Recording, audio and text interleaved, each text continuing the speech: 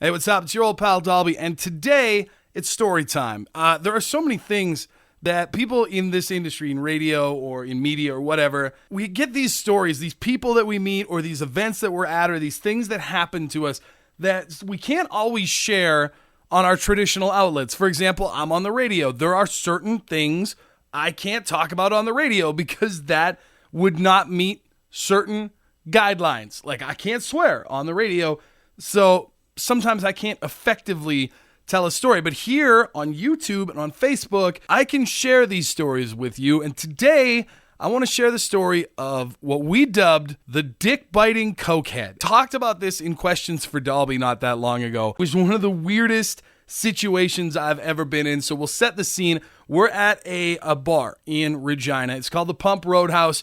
They do a lot of concerts. They bring in some great bands. On this night, they had brought in Head of the Herd, also Finger 11. So I'd watch Head of the Herd. I hadn't seen those guys in a long time, and I'm standing next to Newman, the lead singer, Head of the Herd. We are settling in.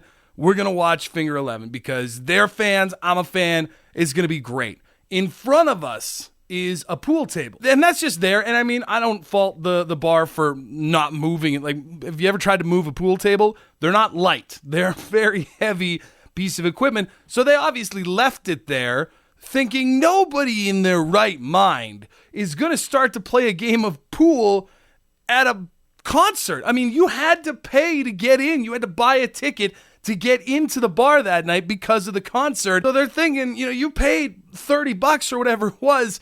You're not going to play pool while the band is on the stage. That's exactly what happened. A group of 4 or 5 people rolled up, threw $1 in the machine, and started playing pool, billiards, right there in the middle of Finger 11's set. And it was right in between where we were standing and the stage. It was weird, and we were laughing. We were kind of making fun of these people because this is ridiculous. When out of nowhere, this guy in a full sprint comes running across the bar and slots in beside me up against the wall we were standing at. So there's Newman, there's me, and there's this random guy. He looks at me and goes, "If anybody asks, I'm with you." And immediately I go, "No, you are not." What is happening right now? And he just no-sells it. He pretends that I didn't even acknowledge him. He just says, "That girl's pretty hot." And he points to one of the girls playing pool, and she was wearing like yoga pants or some kind of tights. Like, you could see everything that was going on from the waist down. She was an attractive female. I guess, I wasn't really paying attention.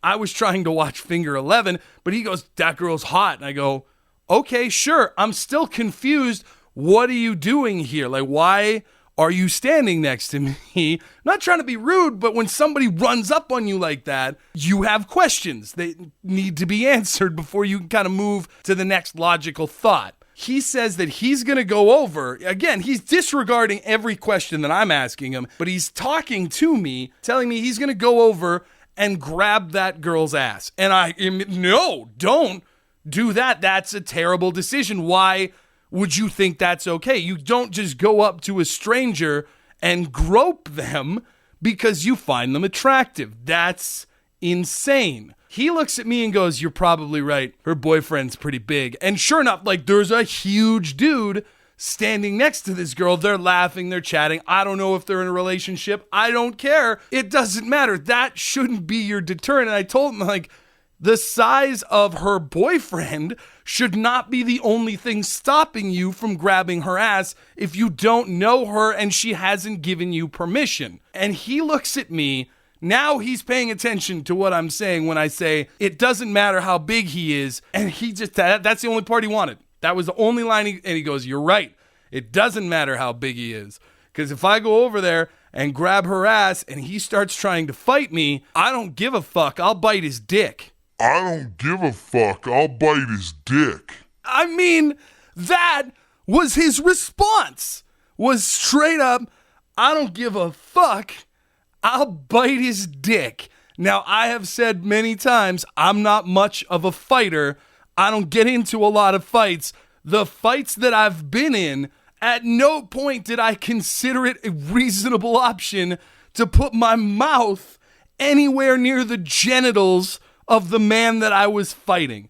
This is just, for that to be your first thought is beyond insane. But really, if it factors into your battle plan at all, that you're going to try and bite someone's dick, you have some serious issues that need to be dealt with before you go looking to pick bar fights. So I look at him after he says he'll bite this guy's dick with what I can only guess is a look of pure shock. I have no means of processing this information that's been given to me, and he looks at me confused and felt the need to explain it. You know, like if he's on top of me and he's just pounding me in the face, like whatever, I'll just lean up and bite his dick because experience over size. I'm like, what experience do you have in dick biting? Why is that something that you can chalk up to experience? What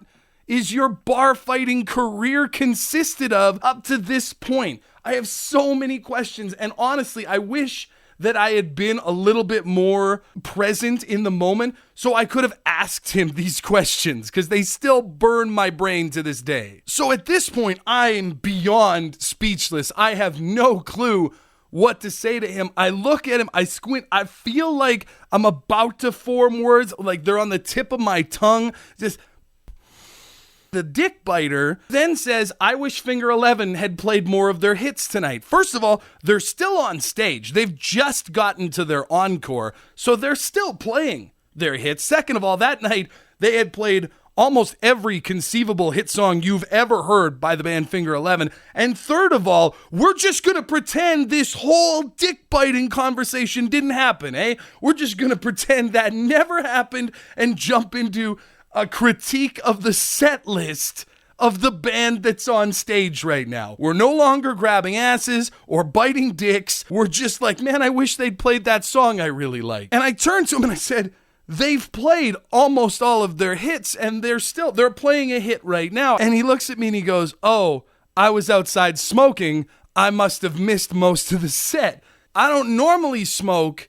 Usually I just do cocaine, and I can't even handle it at this point. Like, we're so through the looking glass at this point. My mind is blown. Not only is he critiquing a set that he didn't even watch, he wasn't even there, he was out on the patio of the bar smoking, but he was also admitting to me, a total stranger at this point, that he normally just goes to concerts and does a bunch of blow in the bathroom. And I am done. At this point, I have nothing left to contribute to the conversation. I turn around, I turn my back to him, which, looking back, may not have been the wisest move to a guy who was clearly unstable, bites dicks, and had just admitting to heavy cocaine use. But I turned to Newman from Head of the Herd, and now Clay, the other guy from Head of the Herd, who are looking at me because I'm like, what is wrong with you? Out like very loudly. I turn to them and I start telling the story, not unlike I'm telling it to you right now.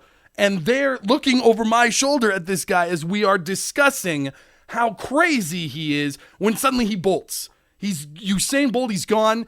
That same full sprint that brought him over to us has now taken him away to another part of the bar. Later that night, Finger 11 is now done their set. We're standing around, Head of the Herd, Finger 11, myself. We're having a couple beers, and I am telling the story at the request of Head of the Herd to the guys from Finger 11 about the dick biting Cokehead.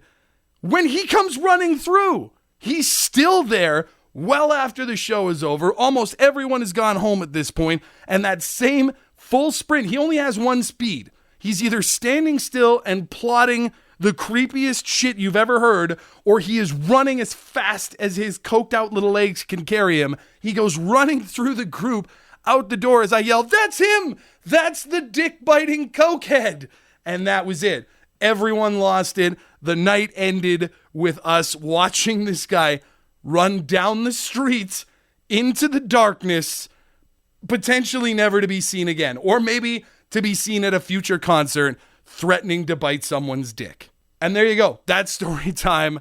It's just the most bizarre thing that I've ever seen. If you like the video, and if you want to see more like this, not only should you subscribe to the channel to make sure that you're constantly getting the newest and best videos out, leave a comment saying that you want more story time. I've got more. Like I said, these are the stories that I can't tell on my show, but I can tell them to you right here on YouTube and Facebook. Thank you very much for watching. I'm your old pal Dalby.